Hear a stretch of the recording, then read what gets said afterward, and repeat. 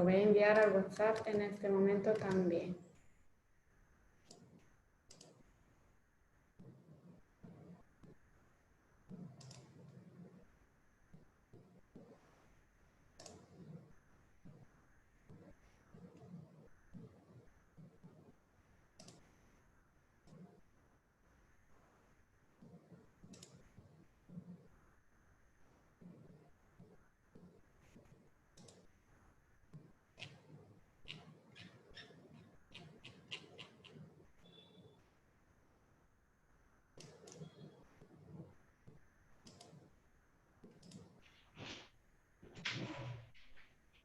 Promote to panelist. Ay, no. ¿Sí? Estoy promoviendo a panelista. Pero promoví. A ver, un segundo solo.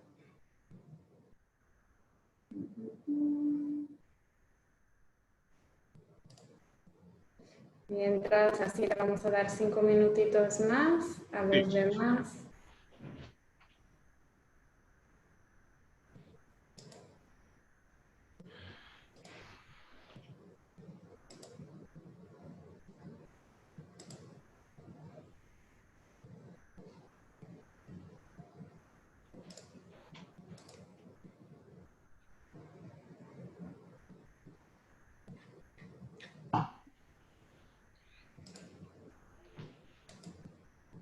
Así es.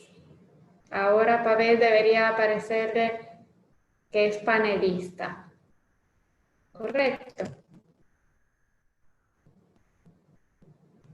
Como panelista puede también compartir la pantalla.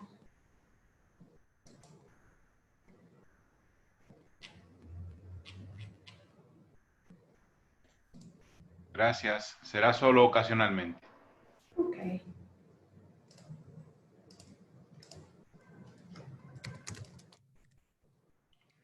Aceptando las últimas 2 personas antes de empezar. Después ya los demás se irán sumando. Bueno, ya son las 6:10. ¿Todos me escuchan? Pueden escribirlo en el chat. ¿Alguien tiene algún tipo de problema de conexión, de chat, de escucha? Me dicen, se escucha muy bien. ¿Se escucha bien? Se escucha bien. Perfecto. Bien, entonces. Vamos a empezar. Aquí. Bueno, buenas tardes, tarde-noche, dependiendo de dónde estén ustedes. A todos y todas, de nuevo para este segundo encuentro en el marco del seminario sobre desigualdades en el contexto de emergencia por COVID-19. Como decíamos en el primer encuentro, estamos promoviendo este seminario desde Flaxo, República Dominicana y Oxfam. Voy brevemente a retomar un poquito qué es la Flaxo, ya que hay muchas personas que no vi al encuentro anterior, simplemente para ubicarlos y ubicarlas, porque los participantes vienen de varios países del mundo, entre los cuales República Dominicana, seguramente Italia, Brasil, pero hay personas que, aun siendo de un país, están trabajando y viviendo en otros países de Latinoamérica, por lo cual vamos a enriquecer el background cultural de varias personas que luego podrán multiplicar en sus realidades, nos creemos, ¿no?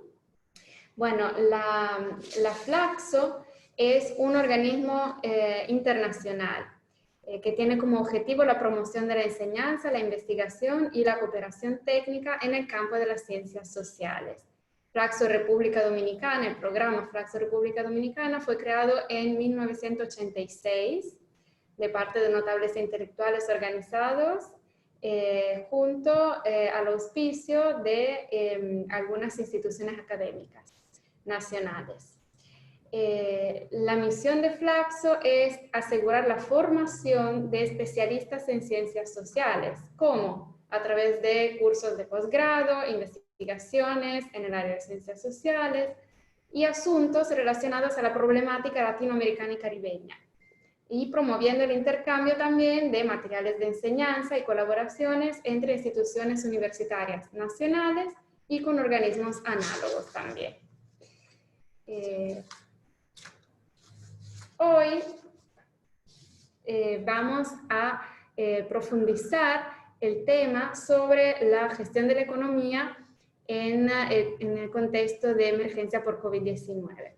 Y voy a presentar el ponente de hoy, que es Pavel Isa, que está aquí ya con nosotros, lo pueden ver en pantalla. Es licenciado en Economía en el INTEC en 1988, con maestría en Política Económica de la Universidad Nacional en Costa Rica en 1994.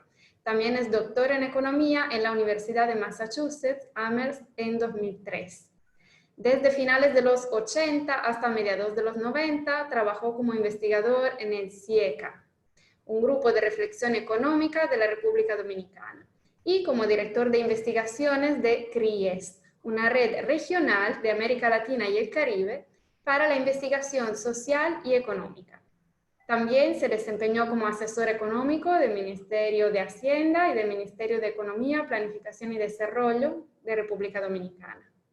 Fue representante del Programa Mundial de Alimentos de las Naciones Unidas y fue coordinador de investigaciones de la Oficina de Desarrollo Humano del Programa de Naciones Unidas para el Desarrollo, PNUD, en la República Dominicana.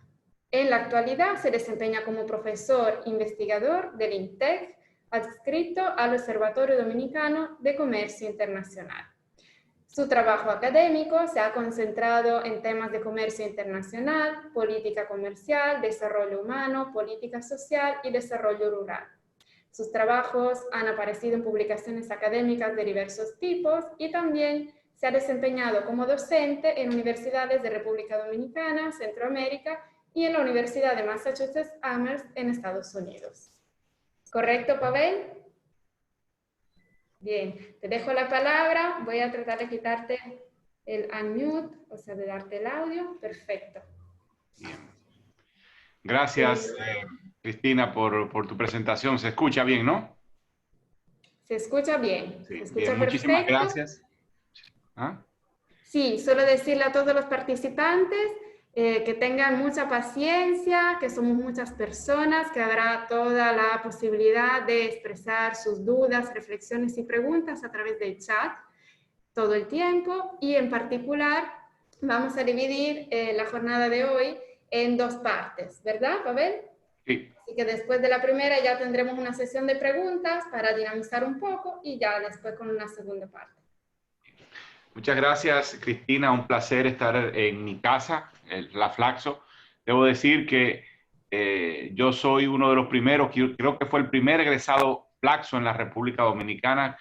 O sea que soy de la primera cohorte de estudiantes de un posgrado, del primer programa que montó Flaxo en la República Dominicana a finales de la década de los 80. Así que Flaxo es mi casa por eso, pero además soy miembro del Consejo Académico de Flaxo en este momento. Así que muy complacido de poder apoyar no solo la parte estratégica de pensar hacia dónde va Flaxo, sino también el trabajo concreto de intercambio, debate, discusión de ideas. Bueno, vamos a empezar un poco hablando de cuál era la situación económica y social que vivía la República Dominicana antes de la crisis. Yo creo que por ahí podemos empezar. Cristina, voy a hacer un pequeño cambio en el orden de la presentación. Las partes, ¿no? Pero se va a quedar igual en términos de lo que es el contenido de la primera parte y la segunda parte, antes de la pausa. No hay problema. Bien, miren, la situación económica de la República Dominicana antes de la crisis sanitaria, podemos caracterizarla de una forma muy sencilla, como una situación de relativamente bastante buen desempeño económico con un insuficiente desempeño social. ¿Ya? Esa, digamos, es una forma sintética de plantearlo. La economía dominicana antes de la crisis estaba creciendo a tasas bastante elevadas, por encima del promedio histórico. Estoy hablando del periodo 2014 hasta 2019. En 2020, crecimiento en los primeros meses se había ralentizado, pero seguía siendo un crecimiento bastante alto. La economía dominicana históricamente crece a una tasa promedio anual por encima del 5%. Es una economía de muy alto crecimiento. De tal manera que la forma de juzgar su desempeño debe ser si crece por encima o por debajo de esa tasa. ¿Ya? Entonces, entre 2014 y 2019, la economía dominicana en promedio creció por encima de la tasa media histórica, ¿ya? De 5.3%. Aunque en los meses antes de la crisis sanitaria vio declinar su crecimiento, pero todavía seguía en alrededor de 5%. Eso implicó, digamos, un conjunto de beneficios para la población. El empleo bajó, el empleo subió, la desocupación bajó, los ingresos de la población crecieron. Yo creo que en general las causas de ese relativamente buen desempeño económico estuvieron fundamentalmente asociadas a un contexto económico internacional muy favorable, especialmente un aumento de los ingresos por turismo derivado de un crecimiento de los viajes y turismo en todo el mundo, y la República Dominicana participa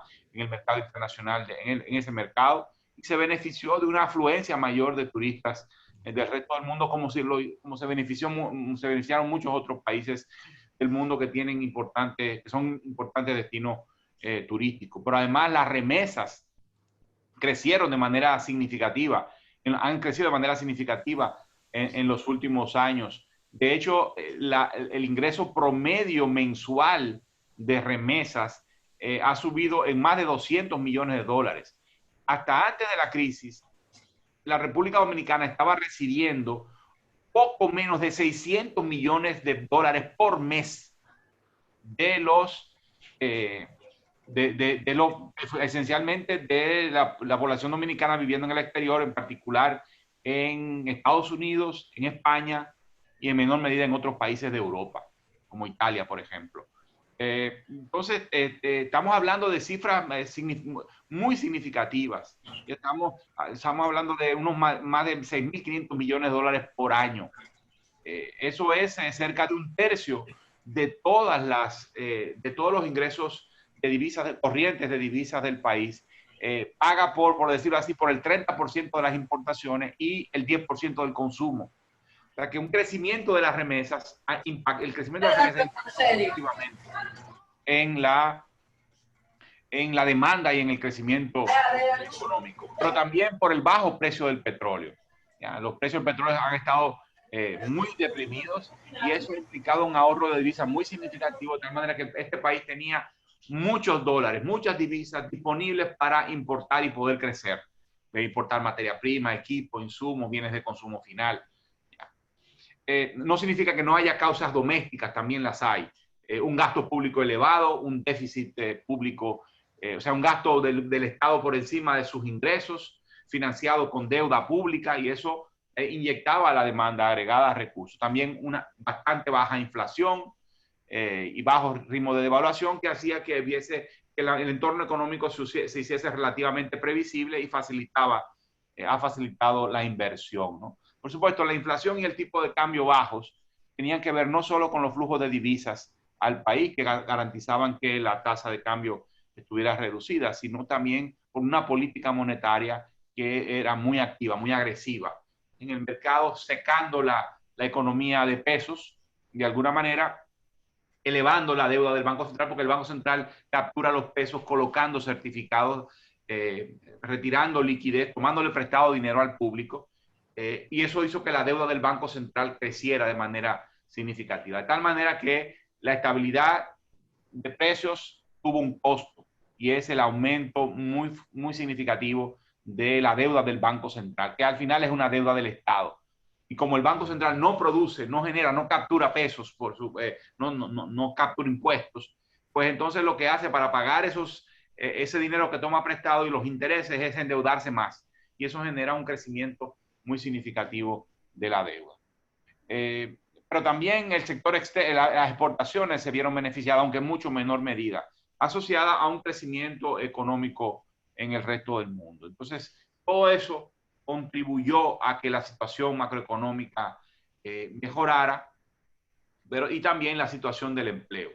Ahora, aunque mejoró la situación del empleo, hemos visto a lo largo de los últimos años un declive sostenido de las tasas de desocupación. Cualquiera de las definiciones que tomemos, hemos visto que han caído. Sin embargo, y además hemos visto también una reducción en la proporción de población que recibe ingresos de pobreza. Ahí hay, digamos, dos indicadores sociales que muestran una mejoría de la situación social en general, ¿no? Sin embargo, cuando uno se aproxima a otros indicadores sociales más asociados con la calidad de los servicios públicos, por ejemplo, uno ve un panorama distinto. Aunque hay mejoras en estos indicadores sociales, las mejoras fueron mucho más digamos, mucho menos intensas. Ya cuando uno toma la mortalidad infantil, la mortalidad materna, ya la calidad de las viviendas, por ejemplo, los indicadores de educación, todos estos indicadores, aunque han mejorado, pero lo han hecho en unas dimensiones mucho más modestas de lo que muestran la mejoría que muestran los indicadores de ingreso y de pobreza. Es decir, vemos una situación bastante dispar en la cual la situación macroeconómica de crecimiento económico se traduce en mayor ingreso para la población, mayor capacidad de compra, menor pobreza monetaria, pero no significa eso y tiene más capacidad para adquirir bienes y servicios, pero otros indicadores sociales muestran mucho menor bienestar, ¿no? Esa dualidad era la que se estaba presentando, ¿no? Y esa dualidad venía desde hace un buen tiempo. Por eso hablaba de crecimiento económico con un insuficiente desempeño social, ¿no? Y con insuficiente mejoría en los indicadores de desarrollo humano. No significa, repito, que se dieron retrocesos, no, se dieron mejoras, pero estas mejoras iban bastante rezagadas comparadas con lo que estábamos viendo en la economía, lo que significa que los beneficios del crecimiento estaban siendo capturados por un grupo reducido de personas. Cuando uno ve la composición del empleo, uno se da cuenta y la composición del crecimiento económico, uno se da cuenta que los sectores económicos que más crecían eran los sectores que menos generaban empleo o que generaban empleo precario. Entonces vemos una mejoría en los indicadores de empleo, pero el empleo tiende a ser un empleo relativamente precario. Entonces la mayor parte de los beneficios eran capturados por el capital. La proporción de los salarios en el valor agregado total se ha mantenido relativamente estable en el orden del 40%. O sea, el 60%, digamos, del valor agregado es capturado por los propietarios del capital. Bien, esa es, digamos, la situación previo a la epidemia. ¿Qué pasó con la epidemia? Bueno, yo creo que lo que ha pasado en la República Dominicana se parece a lo que ha pasado en muchos otros países del mundo, pero en particular en América Latina.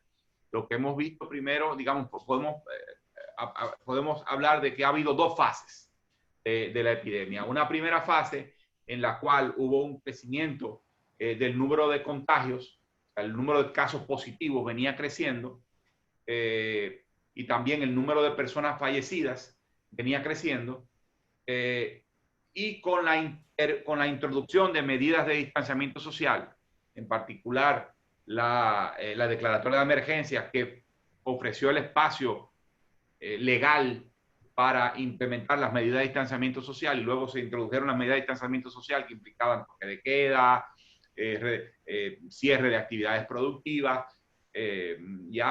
prohibición de reuniones y de aglomeración de personas. Pues eso en algún momento contribuyó, probablemente hacia finales de mayo, inicio de junio, a que el crecimiento en el número de contagios se detuviera o empezara a detenerse, y se vio una reducción en la velocidad de crecimiento de los contagios. Al mismo tiempo, veíamos una tasa de positividad que se estabilizaba. ¿Qué es la tasa de positividad? Es la proporción de casos positivos en función de las pruebas aplicadas. Es decir, la proporción de todas las pruebas aplicadas, proporción que daba resultados positivos al COVID-19. Y ese número se estabilizó en el orden del 20-21%. Sin embargo, a partir de inicio de junio, cuando se empezaron a introducir o tomaron cuerpo, más fuerza, las medidas de desescalamiento de las restricciones, pues entonces a poco tiempo después hemos visto que lo que ha pasado, como en otros países, es una vuelta a un rápido crecimiento del número de contagios. Se combinó, por una parte, la reducción en las medidas de distanciamiento social, pero también en un contexto de una acelerada e intensa campaña electoral. Hay que decir acá que las medidas que tomó el gobierno de desescalar las restricciones eran entendibles. Yo creo que en el momento en que empezó a tomarlas, eran bastante entendibles. Es decir, una economía en la cual más del 50% de la población trabaja en condiciones de informalidad, y la mayor parte de esta informalidad es trabajo precario, ¿no? Es decir, la sobrevivencia del día a día, presionó, además de las presiones de los grupos de poder para volver a operar las empresas, también tenían, digamos, la presión de la población llana, simple, que estaba tratando de sobrevivir. Y había una presión social para que el gobierno empezara a desescalar las medidas de distanciamiento. Desafortunadamente estamos viendo el resultado. Ahora mismo el número de positivos por día ha crecido de una manera muy significativa. Estoy buscando los números acá, pero andan por encima de los 1.000 casos por día, ¿sí? Alrededor de los 1.000 casos por día. Digamos, hasta hace un tiempo eran 300 casos por día. Ahora estamos hablando de más de 1.000 casos por día, pero al mismo tiempo el número de casos activos, es decir, los totales positivos se le descuentan, los recuperados, se le descuentan las personas fallecidas, y tenemos el total de casos activos. Anteriormente, antes de la desescalada, los nuevos casos activos andaban por 200 y 300 por día, los nuevos casos activos. Hoy estamos hablando de 1.000 casos activos por día. Estamos de números muy significativos, ¿no? Y eso probablemente obligará al gobierno a reintroducir medidas de distanciamiento social como las que han habido, las que están reintroduciendo en otros países. De hecho, ya en la tarde de hoy se anunció que el gobierno, en coordinación con las autoridades, con el gobierno entrante, se puso de acuerdo para introducir, para solicitar la declaratoria de un estado de emergencia por 45 días. Hubo un estado de emergencia previo que caducó, no hubo posibilidad política de reintroducirlo. Ahora se dio la posibilidad política y fue reintroducido, pero en una situación sanitaria mucho más crítica. En el pasado lo que teníamos era además una capacidad ociosa en el sistema de salud relativamente buena, que permitía prever que el sistema de salud podía atender los casos más graves. Sin embargo, hoy lo que estamos viendo es una reducción muy drástica de la capacidad ociosa. Si la capacidad utilizada con respecto a la capacidad total está muy cercano o cercano al 100%, aunque hay muchas disparidades entre regiones. Entonces, estamos hablando de una situación bastante dramática, que yo pienso que al final el Congreso va a aprobar el nuevo estado de emergencia y se van a reintroducir medidas de distanciamiento social, porque es la única manera que tenemos en este momento de frenar los contagios. Ojalá esto dé también espacio para refortalecer el sistema de salud y poder atender los casos más críticos, y que el sistema de salud pueda responder en términos de camas, respiradores y unidades de cuidados intensivos y otros insumos fundamentales para enfrentar los casos más graves. Bueno, pero quizás aquí podamos hablar de cuál ha sido la implicación. Por favor, Cristina, te pido que me hagas señales de cuándo pudiéramos ir a la pausa, por si acaso me extiendo. Ok. ¿No? Bien, ahora, ¿qué es lo que pasa cuáles han sido las consecuencias económicas de la crisis? Antes de eso, es importante que entendamos la naturaleza de la crisis. Esta crisis no es una crisis normal, es una crisis atípica y mucho más severa y profunda que la que vimos incluso en 2008, la crisis financiera de 2008. Normalmente las crisis se expresan en una reducción del ritmo de crecimiento económico, en una reducción del ritmo de aumento del total de personas empleadas y una reducción, por ejemplo, de los ingresos fiscales y de todo lo que se deriva del crecimiento económico. Es decir, que lo que vemos es, si se ve en la pantalla, normalmente es una crisis, lo que significa es que la curva de aumento de la producción, pues, reduce su pendiente, se hace un poco más plana. Pero esta crisis no es de este tipo. Esta crisis resulta de un mandato de parar las actividades productivas. Y por lo tanto, las actividades productivas no es que se ralentizan, no es que baja el ritmo de crecimiento o se detiene, sino que cae abruptamente la producción. ¿Ya? Entonces, y al caer la producción, se paran los ingresos de las personas y los ingresos de las personas detenidos, esos ingresos impiden que la gente pueda comprar. Es decir, es una combinación de lo que llamamos en economía un shock de demanda con un shock de oferta.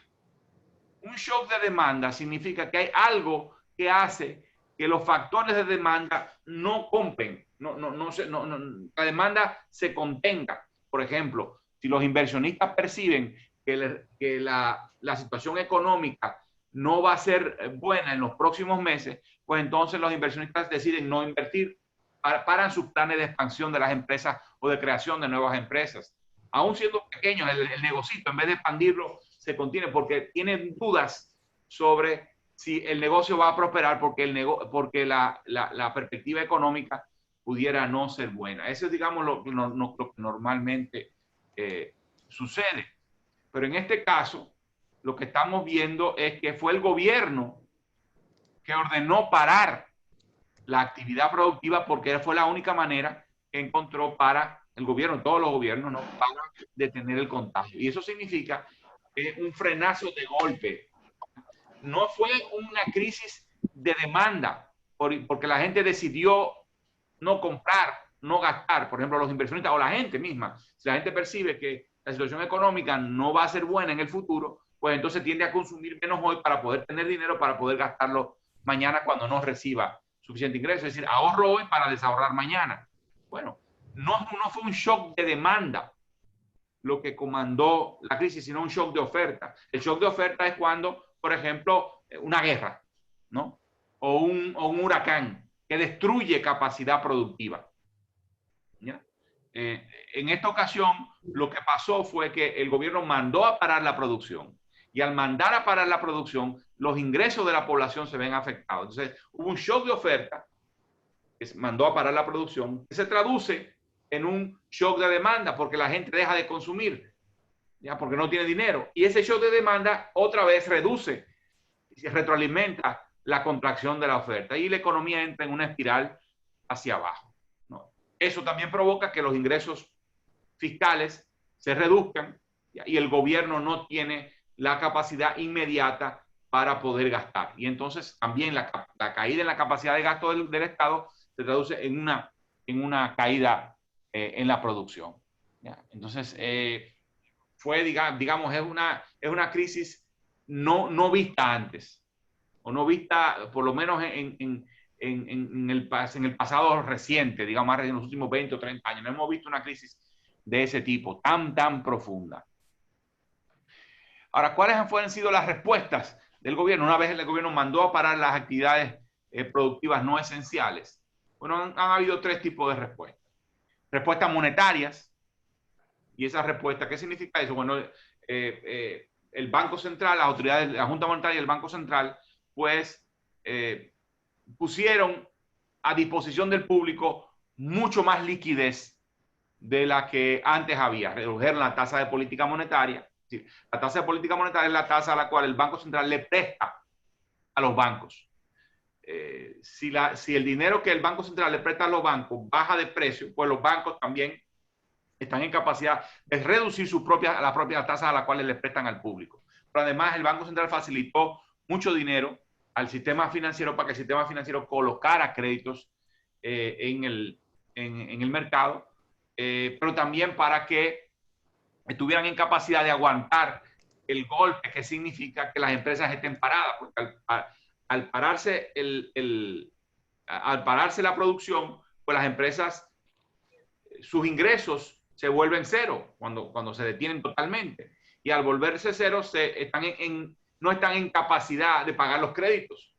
Y si no están en esa capacidad de hacerlo, pues lo que ocurre es que la calidad de la cartera del sistema financiero se deteriora. Entonces el Banco Central respondió facilitando liquidez para que los bancos pudieran renegociar la deuda con sus clientes y que la cartera no se deteriorara de manera significativa. Ahora, sin embargo, hay que decir que esa respuesta monetaria no implicaba una posibilidad de recuperación inmediata, porque sencillamente las empresas no van a tomar prestado cuando hay una paralización de sus actividades productivas. ¿Qué sentido tiene para una empresa tomar prestado, aunque haya dinero muy barato, si las ventas están detenidas? Por lo tanto, la respuesta de política monetaria es una respuesta relativamente inefectiva para reactivar la economía. Y además, usted ha mandado a parar las empresas. Aunque usted le preste dinero, ¿cuál va a ser el resultado concreto si la empresa está precisamente detenida? Por eso pienso que la medida de política monetaria fue más pensando en aliviar la situación de los bancos para evitar que estos entren en problemas asociados al deterioro de su cartera. Bueno, el otro tipo de respuesta fueron las respuestas tributarias, ¿no? Que digamos, tanto las monetarias como las fiscales son respuestas que, de hecho, todas las respuestas que dio el gobierno dominicano fue el tipo de respuestas que han dado otros gobiernos, digamos, y estuvieron en la dirección, digamos, normal y esperable. En el caso del ámbito tributario, lo que hizo el Estado, el gobierno, fue posponer los compromisos, las obligaciones tributarias de los contribuyentes. Es decir, aplazar el pago de impuestos de varias figuras impositivas. Eso tiene la finalidad también de aflojar la soga en el cuello, especialmente de las empresas, que al ver paralizadas sus ventas, difícilmente tengan capacidad para pagar sus obligaciones.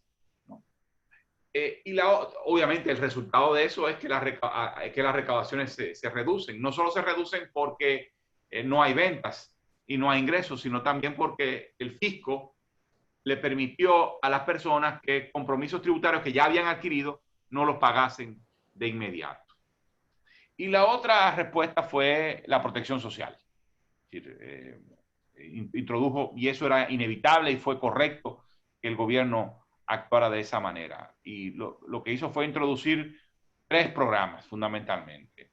Un programa de protección al empleo o a las personas que han quedado desempleadas, un programa de protección de los ingresos de la población que no trabaja, que no labora, al menos no labora formalmente y que ha sido previamente identificada como población pobre, es decir, población que no tiene un trabajo formal y que vive en condiciones de pobreza o de vulnerabilidad.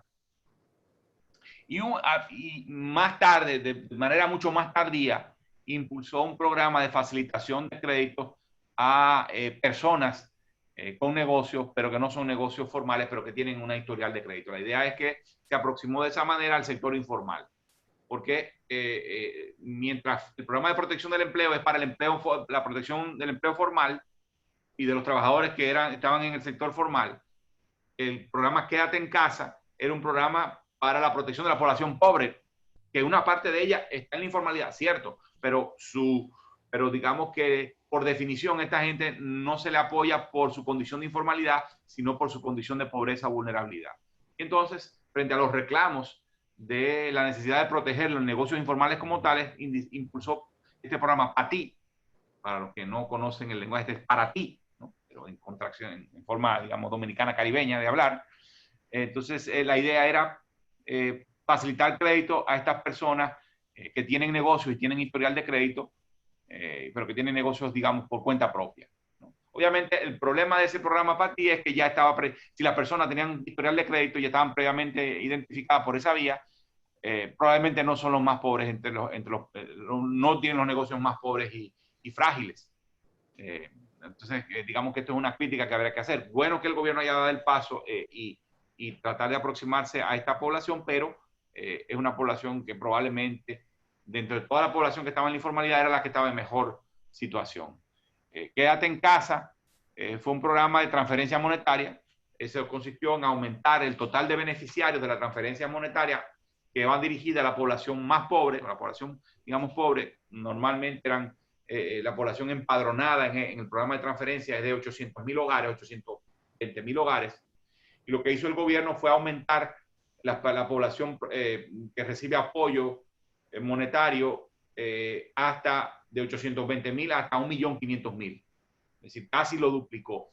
Y eso implicó que los programas de transferencia condicional, transferencia monetaria cubría a toda la población pobre que estaba previamente identificada como pobre, más una pequeña o una parte de una población que no era pobre en sentido estricto, sino que era vulnerable, ¿no? Que estaba cerca de la línea de pobreza, pero no era del todo pobre. Y yo, Pavel, te sí, diría, si quieres concluir esta parte y luego si hay algunas preguntas, porque veo que ya empezaron a escribir algo. Ok, voy a cerrar esta parte y entonces nos moveríamos entonces a la parte de los impactos de la paralización económica. Pero voy a cerrar esta valoración de los programas de protección, de la respuesta de protección social del gobierno. Entonces, aumentó el número de beneficiarios hasta 1.500.000 hogares, un número muy significativo, lo cual muestra que el Estado Dominicano en este momento tiene una capacidad muy importante de identificar a la población de pobre y de transferir recursos, a transferirle recursos, algo que no tenía, digamos, en el pasado, algo que empezó a construirse a inicio de la década pasada, pero que se ha ido fortaleciendo. Ahora, el problema de este programa es que la transferencia, primero, además de aumentar el número de hogares beneficiados, aumentó la transferencia, la multiplicó por 4. Sin embargo, la transferencia siguió siendo insuficiente. Era una transferencia relativamente baja, 5.000 pesos por mes. 5.000 pesos por mes es solo suficiente para alimentar con una canasta muy básica a un total de 2 personas. En un país donde el número total el promedio de hogares tiene casi 4 personas. Y en el caso de la población más pobre, tiene más de 4. Entonces, digamos que solo da para alimentar a la población, a un hogar de 4 personas apenas por 15 días, en una alimentación muy básica. Entonces, fue insuficiente. Estuvo bien que fuera en esa dirección, pero fue insuficiente. El programa FASE, por proteger a los trabajadores formales, que fueron suspendidos temporalmente, que las empresas los congelaron, no los despidieron, sino que los congelaron, y les pasó una transferencia, pero la transferencia era probablemente la mitad. La transferencia máxima alcanzaba cerca de la mitad del salario promedio de estas personas. ¿Ya? Entonces, digamos que esa también puede ser una crítica. Entiendo perfectamente que las transferencias no tenían la intención de cubrir la totalidad de los gastos de los hogares, es cierto, pero probablemente debieron haber hecho un esfuerzo mayor y transferir mayor cantidad de recursos. Bueno, lo voy a dejar acá, entonces luego pasaríamos a discutir el impacto de la paralización y las perspectivas económicas y cuál podría ser la respuesta necesaria de políticas públicas. Perfecto. Si hay algunas preguntas, pueden ir escribiéndola en el chat. Yo voy leyendo las que ya han escrito, que son 3, más otra que me ha anotado. Una pregunta, ¿cuál es el promedio salarial para el sector formal? Es Carmen Luisa. ¿Cuál es el promedio salarial para el sector formal y el costo de la canasta familiar en los diversos quintiles? El salario promedio en el sector formal debe andar, no tengo la cifra fresca, pero debe andar por unos 15.000 pesos. 14.000, 15.000 pesos. La línea de pobreza por persona, la línea de pobreza extrema por persona, es decir, el monto de recursos que es necesario para alimentar a una persona, por un mes oficial anda por 2.500 pesos. Y la línea de pobreza, no de pobreza extrema, sino de pobreza general, por persona, anda por unos 5.000 pesos. Creo que son 4.000, casi de 4.500 y 5.000 pesos. Okay. Veo que también alguien pregunta sobre... perdón, estoy tratando de ver las preguntas acá. Hay una pregunta de Gloria Ortega, más que una pregunta, es una reflexión, si quiere agregar algo. Ella dice, la presión política ejercida para levantar la emergencia y la desinformación desde los medios de comunicación, restando importancia a la situación. Presentaba un poco este tema. Sí, la situación política complicó, digamos, condicionó mucho la toma de decisiones, tanto del gobierno como de la oposición en un contexto de conflicto electoral. Tan pronto pasó el conflicto político, se zanjó, y fue muy evidente cómo el número de casos volvió a emerger, aumentó de manera significativa, pues entonces eso ha forzado al gobierno, al gobierno entrante, al gobierno saliente a ponerse de acuerdo para reintroducir la medida de distanciamiento social, que no sabemos todavía cuál va a ser su característica. Lo que hemos visto es una solicitud del presidente al Congreso para volver al estado de emergencia. Con la declaratoria del estado de emergencia, pues entonces el presidente puede tomar decisiones específicas sobre qué forma va a tomar la medida de distanciamiento social. Ok. Elba Franco comenta, abundar sobre la bondad de la respuesta monetaria, cuando la demanda de compra se sabía reducida. Sí, sí, quiero responder rápidamente a eso. La respuesta monetaria terminó siendo inefectiva. Lo que hizo el gobierno, lo que hizo el Banco Central fue facilitar liquidez a los bancos, para que los bancos pudieran colocar créditos al público, en particular a las empresas, de tal manera que pudieran, digamos, endeudarse y tener liquidez para solventar gastos en un contexto donde sus ingresos muchas de ellas se habían reducido a cero. El problema es que claramente las empresas no se van a endeudar si no tienen ingresos con que pagar ni perspectiva muy clara de cómo pagar. Ahora, en ese contexto, ¿qué es lo que han hecho los bancos? Pues hacer plata con la plata. Es decir, no la pueden colocar en créditos al sector privado porque el sector privado no está demandando crédito. Entonces lo que hicieron fue utilizar en parte esos recursos para fortalecer su propia posición. Por ejemplo, voy a mostrarle un gráfico donde, a ver, denme un momentito, que tengo le voy a mostrar.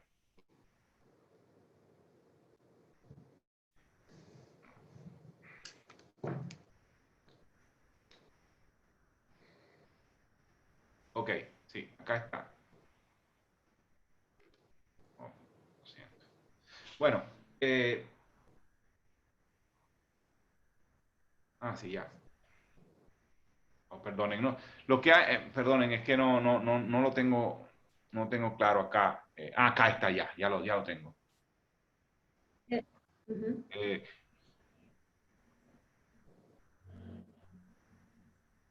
Ok.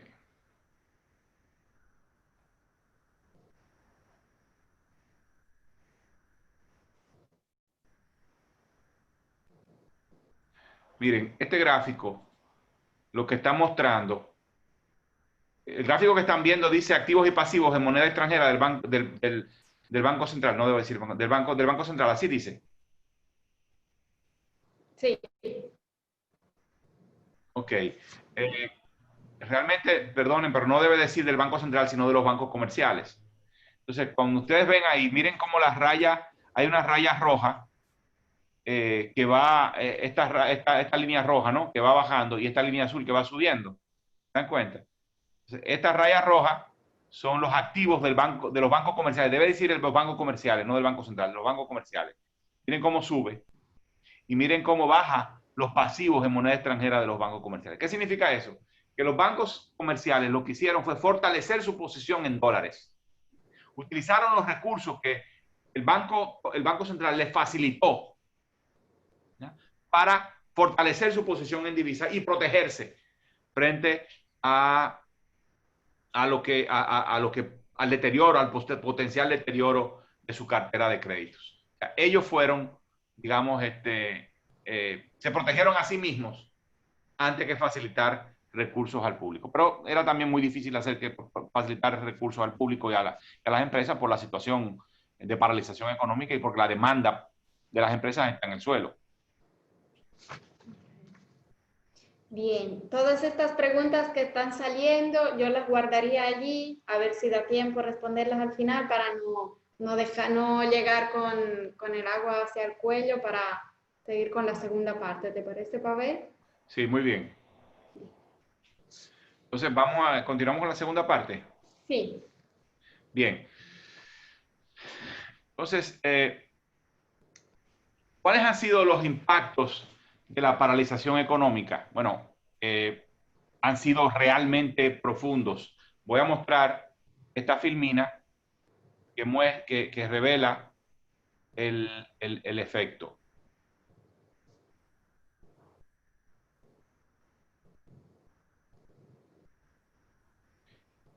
Esto que vemos acá es el crecimiento del PIB real en 2019 y en enero-abril 2020 y proyecciones anuales de todo el 2020. Esta cifra que está acá fue el crecimiento promedio anual de la economía en 2019. Aquí debería decir un 2019. En enero la economía creció un 4.7%. En enero creció un 5.3%. En marzo, recuerden que en marzo, el 20 de marzo, se introdujeron las primeras medidas de distanciamiento social. El producto cayó un 9.4%. En abril cayó un 30%. La proyección oficial habla de que al final del año, digamos, en todo el año, la economía va a terminar creciendo un 0%. Pero está claro ya que eso no es una cifra razonable. The Economist Intelligence Unit pronostica una caída del producto del 6.5%. Fitch Ratings, que es una agencia de calificación de riesgo del país, estimó una caída del producto de 3.5%. Y el día de hoy, la CEPAL acaba de sacar su nueva proyección de crecimiento de la economía para 2020. Y mientras al inicio de la crisis estimaba la caída en la producción en un 1% o en un 0%, si mal no recuerdo, ahora estima que va a caer en un 5.3%. O sea que estamos hablando que la economía va a terminar con un muy, muy severo impacto productivo. Y eso va a implicar necesariamente un fuerte efecto social. Pero antes de entrar en esto, hablemos un poco de cuáles son las actividades productivas que han comandado la caída en el nivel de actividad. Miren miren este gráfico, donde dice HBR, es hoteles, bares y restaurantes. Este es el crecimiento entre enero y abril de 2020 acumulado. En ese periodo la caída de la producción fue de 7.5%.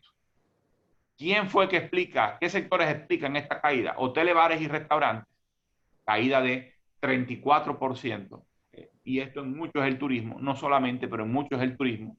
El turismo en el mundo fue la actividad que primero la primera actividad que fue impactada por las medidas de distanciamiento social en la crisis y será la última en recuperar. Si la República Dominicana el turismo explica el 7-8% del PIB, como dije al inicio de mi intervención, explica el 28% de los ingresos de divisas corrientes de divisas y el 7-8% del empleo.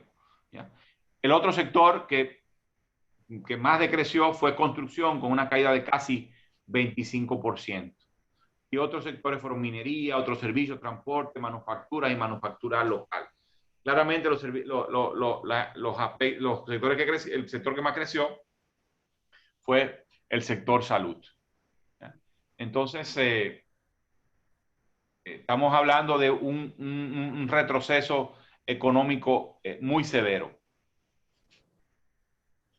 En el caso, ahora, no todo se debe a que hubo un mandato de paralización de actividades por parte del gobierno. También, en el caso, también hemos sido afectados por el mandato de paralización de actividades de otros gobiernos. Y eso se traduce en una reducción de las exportaciones, del turismo y de las remesas. Ya hablamos del turismo. En abril y mayo, los ingresos de turistas, normalmente el ingreso de turistas anda por 450,000 turistas por mes en la República Dominicana. Bueno, en marzo, el total de arribo de turistas había caído hasta 225,000 o 240,000 turistas, es decir, cerca de la mitad de lo normal. En abril se había reducido a cero. En mayo continuó en cero y probablemente en junio también cerró en cero. Se esperaba que en julio hubiera una cierta recuperación, pero las informaciones que estábamos recibiendo es que realmente no ha sido así. Y eso implica una reducción de los flujos no solo del empleo y de la actividad asociadas del turismo y asociadas al turismo, sino de los ingresos de divisas. También las exportaciones han estado declinando, aunque en mucho menor medida que el turismo, tanto de zona franca como las exportaciones nacionales. Las exportaciones de zona franca son más afectadas, han sido más afectadas que las nacionales, hay que decir. En particular porque muchas de las exportaciones nacionales son oro, unas son oro, y el oro de hecho ha aumentado de precio y eso ha compensado, ¿no? Pero al mismo tiempo hay otras exportaciones nacionales que se dirigen a mercados regionales que no están, digamos, no es difícil colocar los productos en los mercados regionales, pero cuando estamos hablando de exportaciones de zona franca, y la zona franca forman parte de cadenas globales de valor muy largas, ¿no? Entonces, cualquier interrupción, cualquier problema asociado a la epidemia, asociado a las medidas de distanciamiento social en cualquier país que forma parte de esa cadena, pues ocurre una disrupción en toda la cadena. Entonces, por eso las exportaciones de zona franca fueron más afectadas, excepto la de dispositivos médicos, porque de hecho lo que ha pasado es que ha habido un aumento de la demanda y de las exportaciones de dispositivos médicos desde la República Dominicana. Dispositivos médicos es la principal actividad de exportación de zona franca. Y claramente las remesas fueron afectadas en abril de manera muy sensible. En abril cayeron a cerca de un 60% del nivel normal. Por fortuna, en mayo y junio, las remesas han dado un rebote impresionante y se han colocado por encima de lo que ha sido normalmente los flujos de divisas asociados a este rubro. En vez de recibirse, normalmente yo le dije hace un momento, eran de cerca de 600 millones de dólares por mes. Bueno, en mayo y junio, los ingresos por remesa superaron esa cifra.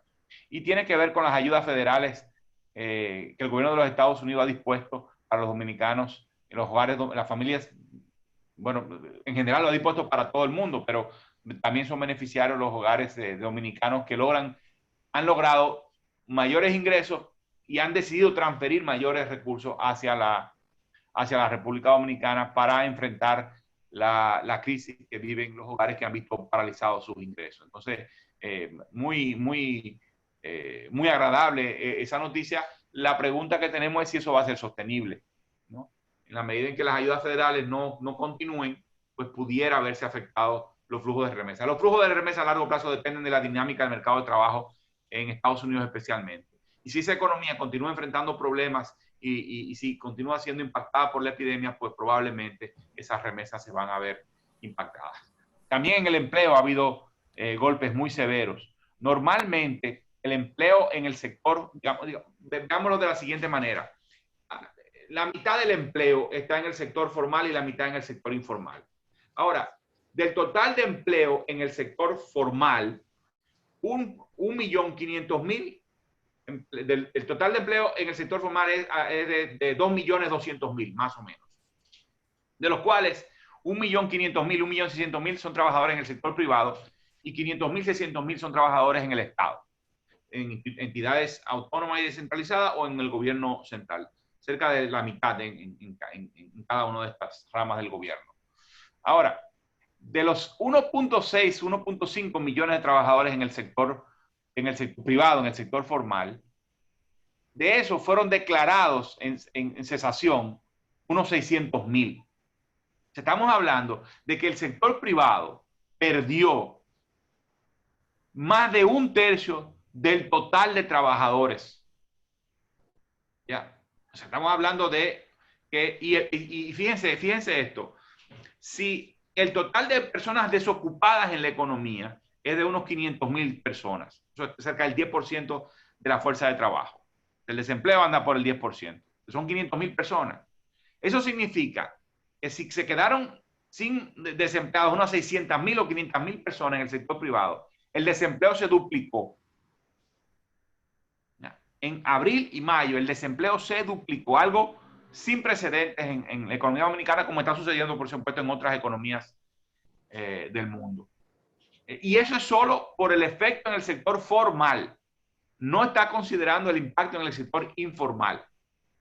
No sabemos cuál es ese efecto porque eso solo se mide a través de las encuestas. Y las encuestas se hacen trimestralmente y todavía no ha habido una encuesta o todavía no se han publicado los resultados de la encuesta de fuerza de trabajo que captura la dinámica, lo que ha pasado en el sector informal. Pero si asumimos que en el sector informal el efecto ha sido igual que en el formal, no tenemos claras razones para pensar que puede ser diferente. Igual, digamos que asumamos que eso sea así.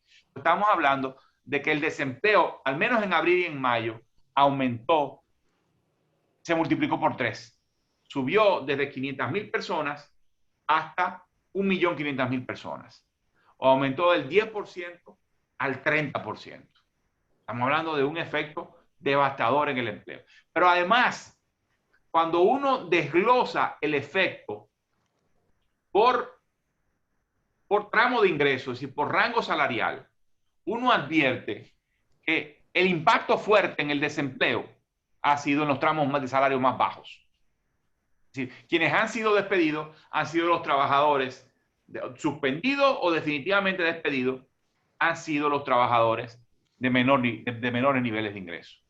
Es decir, que el impacto de la crisis es claramente diferenciado por nivel de ingresos, es muy inequitativo en contra de los trabajadores y trabajadoras de menores ingresos. Claro, y esto va a tener un efecto posterior, porque bueno, quedan desempleados, no tienen ingresos, la capacidad de compra de la economía en su conjunto se reduce y eso retroalimenta la caída en el nivel de actividad económica, ¿no? Otro efecto que quería llamar la atención es el tema de la cuestión de la inflación. Pueden haber, algunos de ustedes pueden tener preocupación. ¿Qué va a pasar con la inflación o qué está pasando con la inflación? La verdad es que la inflación es el menor de nuestros problemas. Voy a mostrarle la gráfica del nivel de inflación. Bueno, no la tengo disponible en este momento. Bueno, pero básicamente creo que es suficiente compartir con ustedes lo siguiente. Tenemos 4 meses consecutivos ya con deflación. ¿Qué significa esto? Con no un aumento en el nivel de precios, sino una reducción en el nivel de precios. Generalmente, en una situación normal de la economía, los precios suben continuamente. En cualquier economía, los precios suben continuamente. La cuestión es si lo hacen más rápido o menos rápido. Bueno, en los últimos 4 meses, en la economía dominicana, lo que hemos visto es una deflación. Es decir, que los precios promedios en la economía, antes que subir, han caído. ¿Ya? Y esto ha tenido que ver en mucho con, bueno, ha tenido que ver con 2 cosas. Primero, con la caída en los precios del petróleo que hemos visto, aunque en los últimos meses se ha recuperado, pero desde antes, en el último mes, pero antes del último mes vimos una drástica caída en el nivel de precios, en el nivel de precios del petróleo. Pero además del precio del petróleo, también otros commodities, alimentos, materias primas, han visto reducir sus precios. Pero además, en una economía donde la demanda está muy afectada, pues generalmente no existen aumentos significativos de precios. Entonces, la inflación es el menor de los problemas, ¿ya? El problema lo tenemos en el nivel de empleo y de ingresos. Es ahí, o sea, la urgencia que tiene esta economía no es los precios, ni la inflación, ni la devaluación, porque además todo esto ha sucedido, esta caída en los precios se ha dado con un aumento de la devaluación.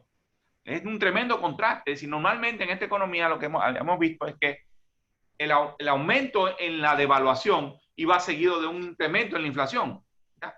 Por el efecto que tiene los productos importados en la canasta o los insumos importados que se utilizan para producir los productos de la canasta básica o de la canasta media del consumidor promedio, ¿no? Hemos visto que se ha visto acelerada la devaluación, se ha triplicado el ritmo de devaluación del peso. Era lo esperable cuando uno ve una caída tan fuerte en los niveles de ingresos de divisa. Pero la inflación, el nivel medio de precios, lo que ha hecho es caer. Y es por lo que le dije, por la caída en el petróleo, la caída en las materias primas y este tipo de factores. Ahora, repito, la preocupación fundamental es el nivel de actividad, en este momento es el nivel de actividad económica y del empleo. Esa es digamos, donde debe ponerse todo el énfasis de política. Yo creo que lo que está sucediendo tiene una capacidad, la crisis que estamos viendo tiene una capacidad destructiva del aparato productivo impresionante. Todas las crisis tienen capacidad para destruir capacidad productiva, ¿no? Bueno, las empresas en una crisis sencillamente quiebran, pero esta es tan profunda, la caída en el nivel de actividad es tan grande que, porque los ingresos de las empresas no se vuelven cero, no es que se reduzcan o no es que crezcan menos, es que se vuelven cero. Y al volverse cero, teniendo costos fijos, qué sé yo, una pequeña tienda, está cerrada y sigue pagando alquiler, por ejemplo, o sigue pagando un crédito, aunque el banco, con los recursos que le dio el Banco Central, puede ayudar a renegociar el crédito, pero la obligación está ahí y sus ingresos se volvieron cero. Entonces, todo ese entramado productivo que fue paralizado, ¿ya? Su viabilidad está terriblemente comprometida. Entonces estamos hablando de una destrucción del aparato productivo, no estamos hablando de una crisis, repito, normal. Por lo tanto, la respuesta de política a eso va a tener que ser un programa de reconstrucción de las capacidades productivas. No va a ser sencillamente un aumento, la respuesta no puede ser sencillamente un shock de demanda para reanimar la economía, que tiene que haberlo, sino también tiene que haber, el país va a tener que verse obligado, el gobierno, el Estado va a tener que verse obligado a impulsar un programa de recuperación de empresas y de la capacidad productiva. O sea, volver a reconstruir el tejido económico destruido por una crisis mucho más profunda que lo normal. Yo creo que ahora me puedo mover un poco a las perspectivas económicas y sociales durante y después del COVID-19. La verdad es que hay mucha incertidumbre, no sabemos a dónde vamos cuándo va a detenerse esta dinámica hasta que no haya un tratamiento efectivo o hasta que no haya una vacuna. Tenemos la impresión de que la amenaza va a estar de manera permanente y siempre vamos a estar en incertidumbre. El tema de la vacuna es que tarda mucho tiempo en que pueda ser aplicada a toda la población. Por lo tanto, probablemente lo que tendría más efecto más rápido sería encontrar algún tipo de tratamiento, ¿no? que permita que no temerle, digamos, al contagio. ¿Ya? Entonces, yo quiero hacer la diferencia, como dije antes, entre reapertura y recuperación. Son dos cosas distintas. Pues la reapertura puede llevar a la recuperación, pero necesitará mucho más que reapertura. Habrá que reanimar la economía. Mi impresión, se ha estado discutiendo en el país y en el resto del mundo respecto a cómo puede ser esa recuperación si los efectos de la epidemia son contenidos. Si va a ser una recuperación en V, ¿no? Y la V significa que hay una caída rápida y profunda, pero hay una rápida recuperación. La otra alternativa es que sea una U, es decir, que haya una caída profunda y un largo periodo de bajo nivel de actividad y luego una recuperación más rápida. Hay quienes han hablado de una W, es decir, una caída muy aguda, una recuperación parcial, pero luego una vuelta a caer como estamos viendo, un rebrote, ¿ya? Y por lo tanto los gobiernos se verían obligados a volver a introducir medidas de distanciamiento social que otra vez volverían a deprimir la economía para luego tener una recuperación más definitiva. Yo pienso que también pudiéramos pensar en una recuperación de este tipo. Permítame mostrarle este gráfico.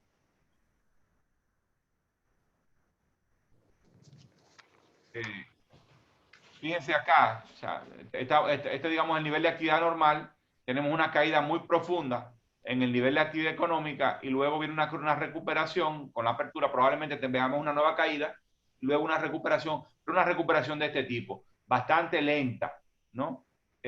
No va a ser una recuperación rápida, sino bastante lenta. ¿Y por qué digo esto? Yo creo que tiene que ver con la disponibilidad de divisas. Si esta economía no tiene divisas, no va a poder crecer.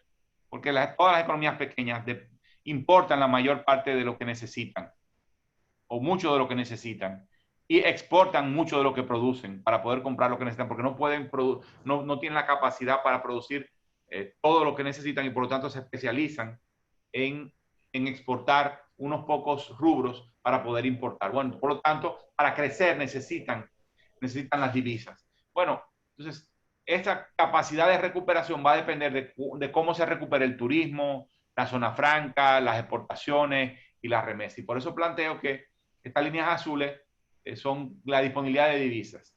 Si no hay estas divisas, pues digamos que esto pone un techo a la capacidad de crecer. Solo va a crecer si esta línea azul se mueve hacia arriba y esta línea azul es la disponibilidad de divisas. Y eso lo tiene que dar necesariamente a largo plazo el turismo, las remesas y las exportaciones. La única forma de suplir esas divisas, si esas divisas no aparecen pronto, porque los turistas no vuelven, porque en sus países también hay distanciamiento social, por el temor, si continúan con disrupciones en las cadenas de suministro a nivel global y la zona franca no puede recuperarse lo rápido que podemos, si los mercados de nuestras exportaciones se mantienen relativamente cerrados, si todo eso pasa, la única forma de suplir las divisas de esta fuente sería crédito internacional. ¿Ya? Entonces, una forma de volver a recuperarnos rápidos, una vez controlada la epidemia, sería un fuerte crédito, un gran paquete de crédito externo que permita reemplazar lo que no tenemos, porque ya no nos da el turismo, ni las remesas, ni las exportaciones, recibirlo de ese crédito para poder recuperar la capacidad de crecer, ¿no? Y este crédito, la única entidad que puede obtenerlo es el Estado. De hecho, cuando uno piensa en el crecimiento está alado necesariamente por la demanda. ¿Sí? El crecimiento de la producción, pero para que las empresas produzcan necesitan una demanda. Bueno, ¿quién va a demandar? Bueno, entonces uno puede pensar, bueno, hay 4 o 5 fuentes de demanda. Uno es el consumo de los hogares, el principal. Pero ese consumo de los hogares está comprometido. ¿Ya? ¿Por qué? Porque los ingresos están en el suelo. ¿Ya? Entonces, como los ingresos están en el suelo, no va a ser de los hogares que va a venir ese golpe de demanda para reactivar la economía. Tampoco va a venir del sector privado, porque el sector privado también está postrado, porque sus ventas están en el suelo, ¿no? Entonces, tampoco va a venir de las exportaciones de bienes o servicios, del turismo, ni de las remesas, porque la economía internacional está también comprometida. Entonces, el único que puede tener capacidad para ayudar a recuperar la economía es el Estado, ¿ya? Porque es una decisión discrecional. Entonces, el único que tiene la capacidad de reanimar, de jumpear a esta economía con la fuerza necesaria para remontar. Pero no tiene ingresos fiscales. Sus ingresos fiscales están muy bajos. Creo que tengo por acá una gráfica en la cual muestra la situación fiscal del país. Sí. Perdonen.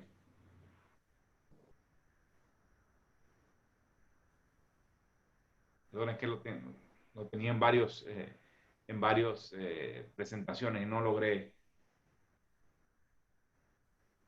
ponerlas en una sola. Bueno, los ingresos fiscales están muy reducidos. Entonces, ¿de dónde va a obtener el gobierno los ingresos suficientes para recuperar? Va a tener que endeudarse en moneda extranjera. No tiene ninguna otra opción. Entonces, y eso le permite cubrir dos cosas. Vamos cerrando para así, si tú quieres, poder dejar el segundo y último espacio para las preguntas. Sí. con el endeudamiento externo puede cubrir dos cosas: financiar el shock de demanda que necesita la economía, es decir, buscar los recursos para gastar, y la otra es vencer la restricción externa, y si ya tiene los dólares para crecer. O sea, está la demanda, está la capacidad de importar para responder a esa demanda y poder recuperar la producción.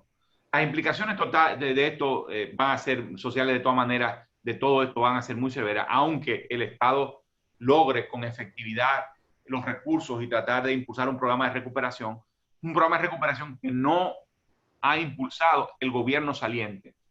Creo que ha tenido que ver con el contexto político. Sencillamente no programó para nada después del 16 de agosto. Todo lo programó hasta el 16 de agosto. Pero el nuevo gobierno va a tener que asumir y buscar recursos fuertes para eso. Pero de todas maneras, aunque lo haga, el impacto va a ser muy severo en el empleo. Está siendo muy severo y continuará siendo muy severo en el empleo, el ingreso, la pobreza. Los servicios públicos pueden también verse afectados, ¿no? Y en general en la agenda de desarrollo a largo plazo. Ya por último, ¿cuál podría ser las respuestas de políticas urgentes?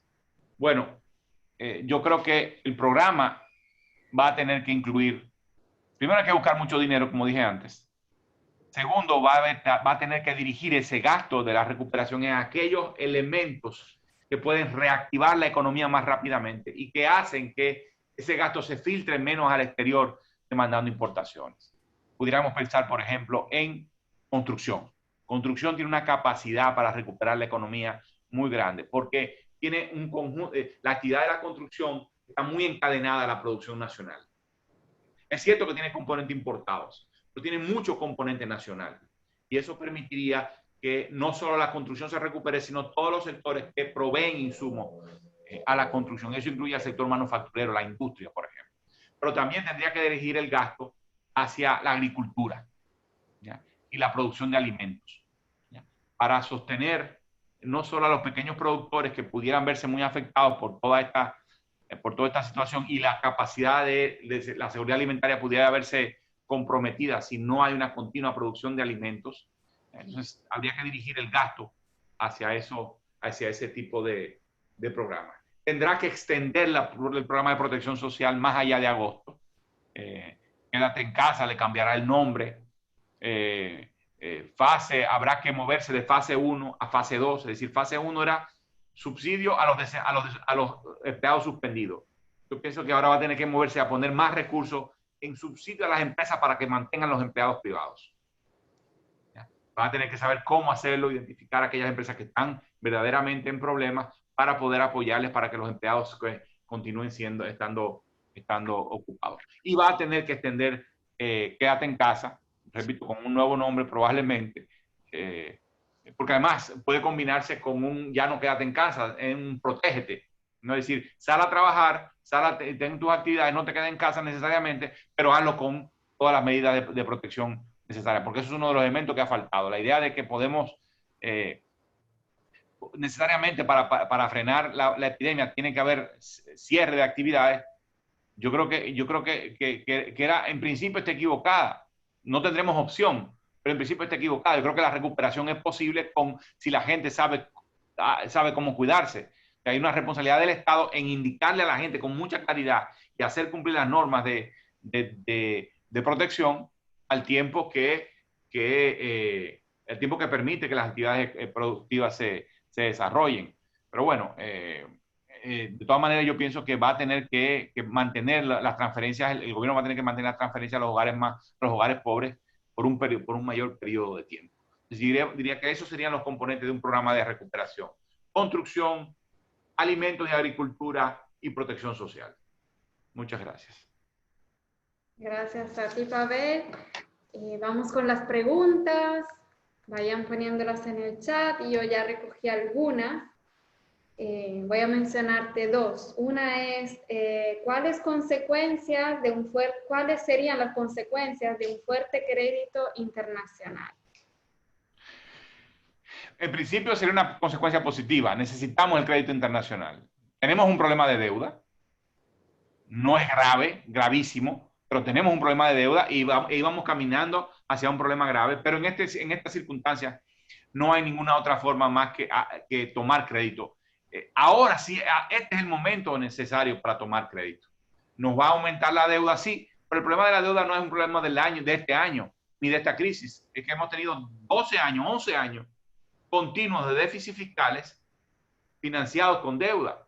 ¿Ya? Entonces, ahora que llegamos a una situación en la cual se amerita endeudamiento, no podemos recurrir a la idea de que la deuda es un problema y por lo tanto no es bueno tomarla. Hay que tomarla porque además, para tú pagar la deuda vieja, necesitas recuperar la economía. Para pagar cualquier deuda y además para tú cumplir la misión fundamental que tiene el Estado y es de crear condiciones para el bienestar social, vas a tener que endeudarte para poder reanimar la economía. No hay opción. La otra pregunta es, como economista, ¿qué cree de una posible aprobación hasta el 30% de fondos AFP cuando estamos todavía en pandemia? ¿Cuáles repercusiones a la economía traería el desembolso de ese dinero en medio de un país paralizado? Mira, yo creo que es una respuesta de política profundamente inequitativa, porque pone sobre los hombros de los contribuyentes a los fondos de pensiones el costo de la crisis. Y yo creo que todos tenemos que jalar esta carreta juntos y no ponerlos a ellos a utilizar sus propios recursos para poder solventar la crisis. Me parece una idea que no es buena desde ese punto de vista de la equidad. Es profundamente inequitativa. Y lo otro es que obviamente tiene implicaciones macroeconómicas muy fuertes. La idea sería, o sea, ¿por qué? Porque el dinero no está líquido. Está depositado en certificados del Banco Central y está depositado en certificados de Hacienda, en títulos de Hacienda. Si a las AFP le dicen devuelve el dinero a los trabajadores, pues ellas van a tener que, no es las AFP que lo van a devolver, es el Estado. El Estado utiliza esos fondos para poder operar. Si tiene que devolverlo, significa que tiene que tumbar su gasto, precisamente en un momento en el cual está urgido el Estado de poder tener capacidad para gastar más en salud, para gastar más en protección social. Entonces, pero además, en el caso de los recursos que están en el Banco Central, pues entonces pudiera aumentar el nivel de liquidez en la economía de una manera que tuviera efectos indeseables sobre la tasa de cambio, sobre la inflación. Entonces, no creo que sea positivo. Es un grave problema, sería un grave problema para esta economía.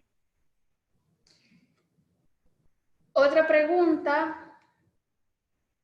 ¿Es posible que pueda haber alguna reforma fiscal ante los efectos de COVID en República Dominicana para que el gobierno tenga mayor recursos para enfrentar el COVID?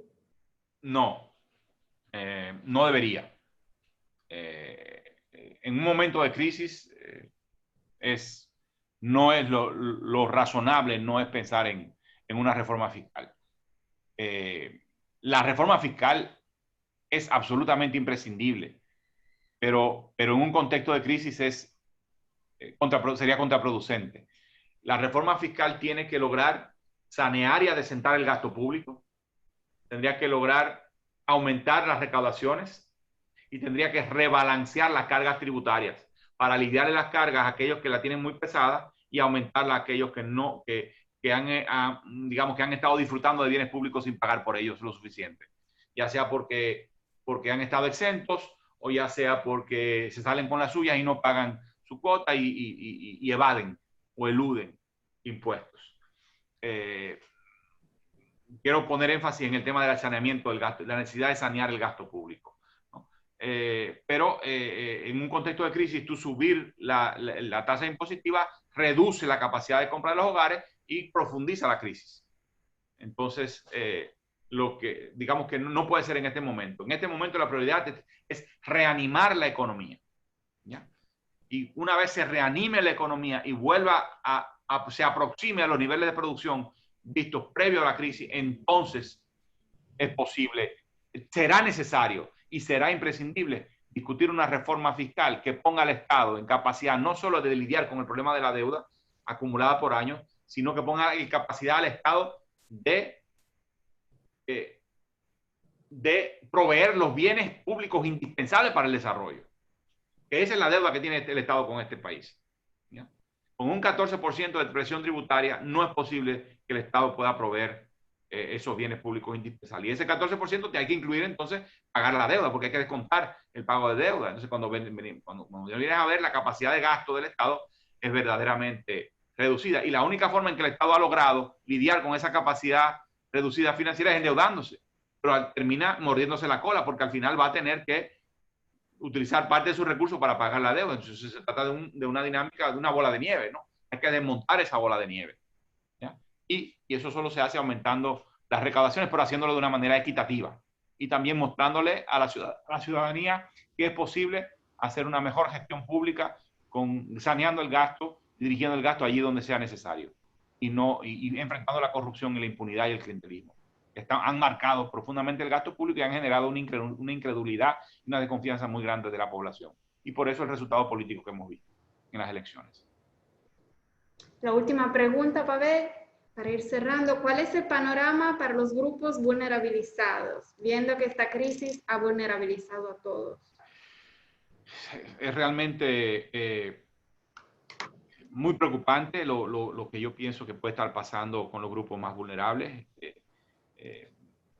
La depresión económica está reduciendo la capacidad de compra de esta población de manera muy drástica.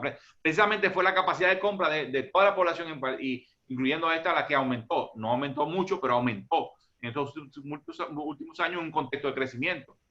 Pero precisamente fue eso solamente, fue que aumentaron sus niveles de ingreso, no fue que mejoraron sus condiciones fundamentales de vida, ¿no?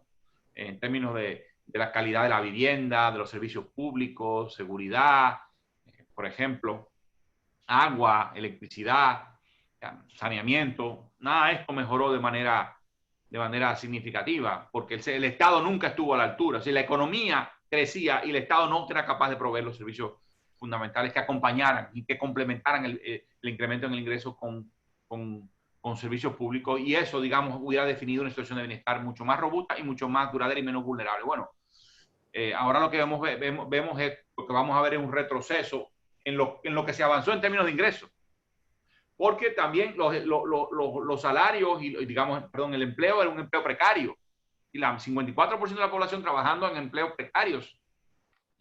Entonces ahí vamos a ver un golpe muy severo y por lo tanto no hay otra alternativa que proteger a esa población urgentemente, rápidamente, mantener los programas y fortalecer muchos de esos programas hasta que la economía empiece a recuperar su ritmo y empiece a generarse más empleos, tanto en el sector formal como en el sector informal. Bueno, hay muchas otras preguntas muy interesantes, yo las he anotado todo, la verdad, gracias, no se sientan puestos de un lado, sino he tratado de identificar como ámbitos también diferentes de intervención, ¿no? Para que pudiéramos cubrir con las reflexiones varias inquietudes. Pavel, muchísimas gracias. Veo de los comentarios que ha gustado mucho la presentación, las reflexiones. Los dejo a todos con el cuestionario final, que es muy importante para nosotros para seguir mejorándonos. Y les recuerdo que el próximo encuentro del seminario sobre desigualdades en contexto de emergencia por COVID va a ser el lunes que viene, el lunes 20, con una ponencia de Manuel Montero Lora sobre educación y retos de la modalidad virtual en emergencia. Pavel, muchísimas gracias. Voy poniendo... A la orden siempre, gracias a ustedes. Gracias. Voy a dar 5 minutitos para el cuestionario.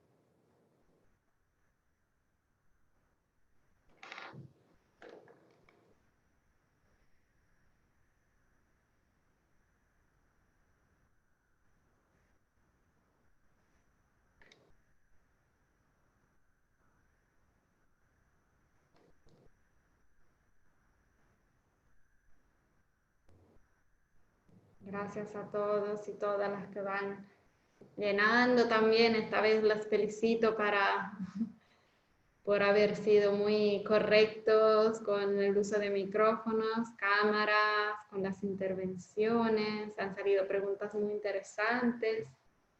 Y la próxima vez seguiremos profundizando el tema desigualdades, en el macro tema desigualdades, en este contexto actual, tocando más la parte de educación. Mientras van llenando, aprovecho para comentarle un poco el perfil del próximo ponente, ya que tienen todavía unos 3 minutitos.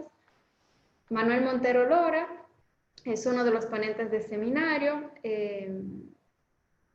Tiene títulos de educación, mención, supervisión y administración escolar. Cuenta con doble maestría en gestión y docencia universitaria en la Universidad Católica de Santo Domingo, maestría en evaluación educativa de la Universidad de Barcelona e INTEC, doble titulación. Actualmente doctorante del doctorado en formación metodológica e investigadora en líneas de ciencias de la educación con la Universidad de Córdoba, España. Ha realizado diversos estudios en ámbito educativo sobre enseñanza virtual, investigación educativa, desarrollo curricular, gestión pedagógica e institucional, tecnología educativa. Tiene experiencia en docencia como especialista acompañante en el programa de escuelas efectivas de la Pucamaima, como coordinador y especialista para la formación docente en el área de matemática, tanto para el Distrito Educativo 1504 de Santo Domingo como para la Regional 3 de ASO. En la estrategia de formación continua centrada en la escuela con el Instituto Tecnológico de Santo Domingo. Ha sido asesor y encargado de evaluación en el Instituto Superior de Formación Docente Salomé Ureña, ISPODOSO. Se desempeñó como asesor institucional y pedagógico en el ITLA, el Instituto Tecnológico de las Américas, para la primera etapa de diseño, organización y planificación del Politécnico del ITLA.